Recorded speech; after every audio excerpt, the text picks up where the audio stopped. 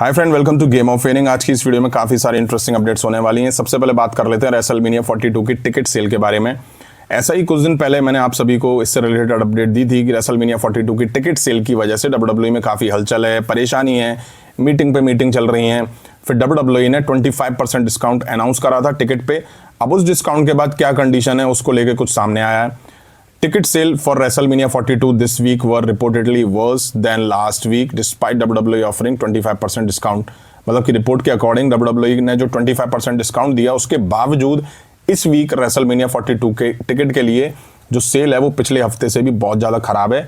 मतलब कि WWE की लगी पड़ी है। 25% डिस्काउंट देने से पहले जो सेल टिकट्स की थी उससे भी खराब सेल है डिस्काउंट देने के बाद भी। वहीं फैंस भी समझ रहे हैं कि रेसलमेनिया 42 की हालत खस्ता है, डिस्काउंट दोगे तब भी हम नहीं लेंगे।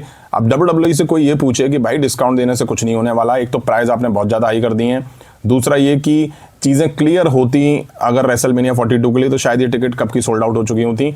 आपके एक दो मैच के अलावा और चीज़ें क्लियर ही नहीं है, कौन किसके साथ जाएगा। सुपरस्टार को क्लियर नहीं है तो फैंस को कहाँ से क्लियर होंगी यार। नेक्स्ट बात कर लेते हैं एजे स्टाइल के बारे में। एक बैक स्टेज वीडियो सामने आया है जिसमें एजे स्टाइल के मैच से पहले रोमन रेंस और रैंडी ऑर्टन के साथ कुछ मूवमेंट दिखाई दे रहे हैं।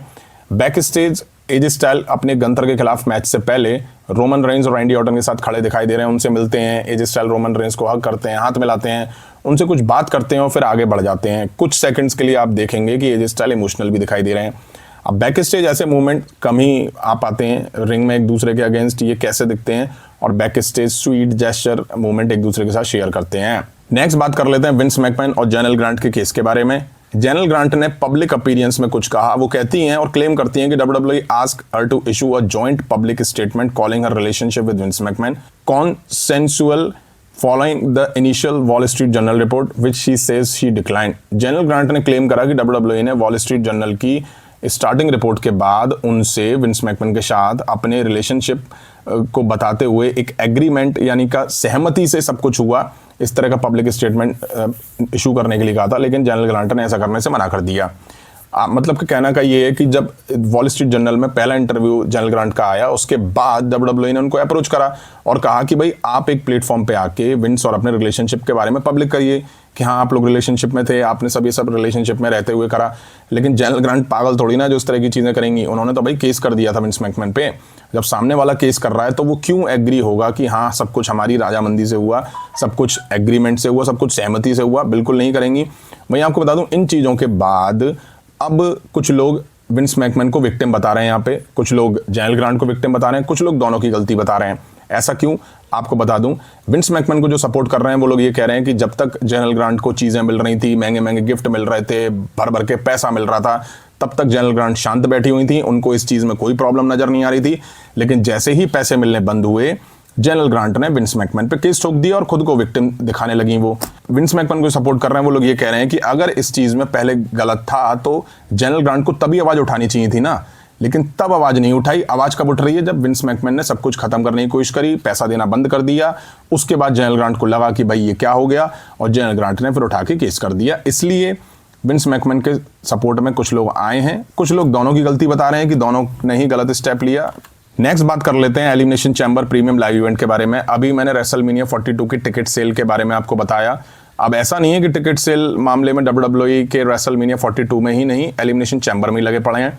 Elimination chamber premium live event जो कि 28 फरवरी को होना है और इंडिया में 1 मार्च को आएगा। एलिमिनेशन चैम्बर की करंट सेटअप जो है सीट्स का वो है 17,016। टिकट जो सेल हुई हैं वो हैं 14,895। अभी भी बचती हैं 2121 टिकट, यानी कि 2,121 टिकट बचती हैं। अब आप कहेंगे कि अभी तो 1 वीक है, सोल्ड हो ही जाएंगी, 2,000 टिकट तो हैं। बट आपको कुछ बताता हूं, लास्ट 1 वीक यानी कि 7 दिन में एलिमिनेशन चैम्बर की टिकट जो सेल हुई हैं वो है मात्र 385। कितनी? मात्र 385। अब आप सोचो 7 दिन में 2121 टिकट कैसे सेल होंगी। अब ऐसा क्यों? क्योंकि भाई रेसलमेनिया 42 के लिए कोई हाइप नहीं है। एलिमिनेशन चैम्बर की क्या ही होगी। वर्ल्ड टाइटल जो बुक करा इन्होंने एलिमिनेशन चैम्बर के लिए उसका रिजल्ट पहले से प्रेडिक्टेबल है। कुछ अनप्रेडिक्टेबल शॉकिंग WWE बुक करे तो चीजें कुछ अच्छी हों। ट्रिपल एच और TKO ये डिजर्व करते हैं। बट मैं आपको बता दूं प्रीमियम लाइव इवेंट वाले दिन WWE इस इवेंट को भी सोल्ड आउट बताएगी, इस इवेंट को भी largest gate of all time कहेगी, कमाई के मामले में रिकॉर्ड टूटते हुए बताएगी। नेक्स्ट बात कर लेते हैं नेक्स्ट वीक होने वाले रॉ के एपिसोड के बारे में, जहां एजे स्टाइल को WWE ट्रिब्यूट तो देगी बट आने वाले इस एपिसोड में women's Royal Rumble winner Liv Morgan अपने डिसीजन बताने वाली हैं कि वो किस वर्ल्ड टाइटल के खिलाफ रेसलमेनिया में लड़ना पसंद करेंगी। क्या वो स्टेफनी वकार होंगी या फिर जेड कारगिल होंगी। ऐसा इसलिए भी क्योंकि आने वाला रॉ का एपिसोड अटलांटा में होने वाला है। जेड कारगिल भी अटलांटा की हैं, वर्ल्ड चैंपियन है। तो WWE दोनों वुमेन्स वर्ल्ड चैंपियन यानी कि स्टेफनी वकार और जेड कारगिल को रिंग में लिव मॉर्गन को कन्फ्रंट करते हुए दिखाएगी। और यहाँ श्योर है कि शायद लिव मॉर्गन स्टेफनी वकार को चूज करें। बट मेरी समझ में ये नहीं आया कि रॉयल रंबल जीतने के बाद मॉर्गन ने सस्पेंस बनाया हुआ था, जो कि बढ़िया बात है। बट एलिमिनेशन चैम्बर से पहले आखिरी रॉ के एपिसोड में WWE लिव मॉर्गन का डिसीजन क्यों दिखा रही है। ये करना था एलिमिनेशन चैम्बर के बाद, तो सस्पेंस और बनता। मेरे अकॉर्डिंग WWE को ये एलिमिनेशन चैम्बर के बाद रिवील करना चाहिए था, तो बेहतर होता। अब आगे WWE की मर्जी। नेक्स्ट बात कर लेते हैं स्मैकडाउन पर दिख रही व्हाइट सिक्स और MFT के बीच फ्यूड के बारे में, जो कि इतने टाइम से चल रही है कि बस अब बासी हो चुकी है। WWE खींचे जा रही है। अब आपको बता दूं, नेक्स्ट वीक स्मैकडाउन के लिए WWE ने uncle howdy versus solo Sikoa के बीच सिंगल मैच अनाउंस कर दिया है।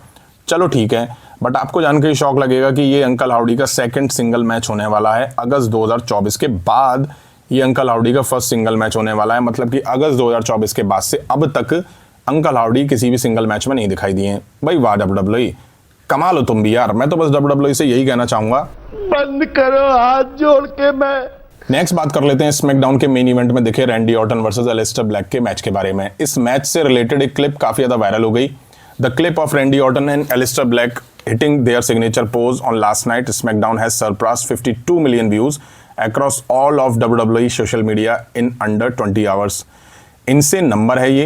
रैंडी ऑर्टन और एलिस्टर ब्लैक कल रात स्मैकडाउन के मेन इवेंट में एक दूसरे के खिलाफ दिखाई दिए थे, जहां दोनों एक दूसरे के खिलाफ रिंग में सिग्नेचर पोज करते हैं। और WWE ने इस क्लिप को डाला सोशल मीडिया पे। 20 घंटे के अंदर कम से कम 52 मिलियन व्यूज से ज़्यादा मिल चुके हैं। वाकई इनसे नंबर है, बहुत बड़ा नंबर है ये। नेक्स्ट बात कर लेते हैं ब्रॉक लेसनर के खौफ के बारे में, ब्रॉक लेसनर के डर के बारे में। रिसेंट में मैट रिडल ने कुछ कहा। Matt Riddle reveal that every WWE producer backstage fears Brock Lesnar. Every producer fears Brock Lesnar. I hate seeing people get scared. You should not be. If this guy attacks you, have him arrested. That's against the rule. You can't just act like a Neanderthal. पता नहीं क्या है ये। Matt Riddle ने बताया कि WWE का हर producer backstage Brock Lesnar से डरता है। मुझे लोगों को डरते हुए देखना पसंद नहीं है। आपको नहीं डरना चाहिए। अगर ये आदमी आप पर अटैक करता है तो उसे अरेस्ट करवाएं। ये टोटली रूल के अगेंस्ट है। वो आपके साथ इस तरह से बर्ताव नहीं कर सकता। अब इस बात में कितना दम है ये तो मैट रिडल जाने, WWE वाले जाने। वैसे जब रिडल WWE में थे तब उन्होंने इस बात को क्यों नहीं एक्सपोज करा।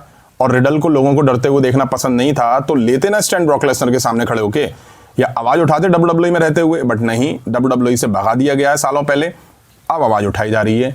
ये रियलिटी है। जब आप कंपनी में होते हो तो आप गलत चीज़ों को भी नज़रअंदाज करते हो, क्योंकि आपको लगता है कंपनी लात मार के भगा देगी। अब आप अगर बाहर निकल गए तो आप फिर कंपनी के बारे में कुछ भी बोलो, क्योंकि आप आज़ाद हो। नेक्स्ट बात कर लेते हैं विंस मैकमैन के बारे में। लास्ट ईयर जुलाई में विंस मैकमैन की कार का एक्सीडेंट हुआ था।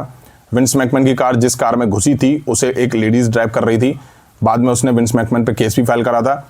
अब विंस मैकमैन के उस एक्सीडेंट की वीडियो फुटेज सामने आई है, जिससे देखा जा सकता है कि विंस मैकमैन की गाड़ी तेजी से आगे वाली गाड़ी के बैक में जोरदार टक्कर मारती है। और हालांकि विंस मैकमैन की कार आगे वाली कार के साइड में टच होके साइड में लगे बैरिकेड में घुस जाती है और आगे काफी देर तक चलती चली जाती है। अगर इस स्पीड से विंस मैकमैन की कार साइड ना टक्कर मार के डायरेक्ट घुसती पीछे तो इम्पैक्ट बहुत तगड़ा होता। बताया जा रहा है कि विंस मैकमैन की कार 100 मील पर आवर की स्पीड में थी, मतलब कि कम से कम 160 किलोमीटर पर घंटे की रफ्तार से थी, जो कि बहुत ज़्यादा स्पीड है। हमारे यहाँ वंदे भारत चलती है। पुलिस वगैरह आती है वीडियो में। विंस मैकमैन पुलिस को डॉक्यूमेंट देते हैं, खुद को कोसते हैं, कहते हैं कि मुझ पे लानत है, मैं बेवकूफ़ हूँ जो मैंने ये हरकत करती। विंस मैकमैन ये भी बताते हैं कि उनकी कार बहुत तेज़ थी और काफ़ी टाइम से उन्होंने इसको चलाया नहीं था।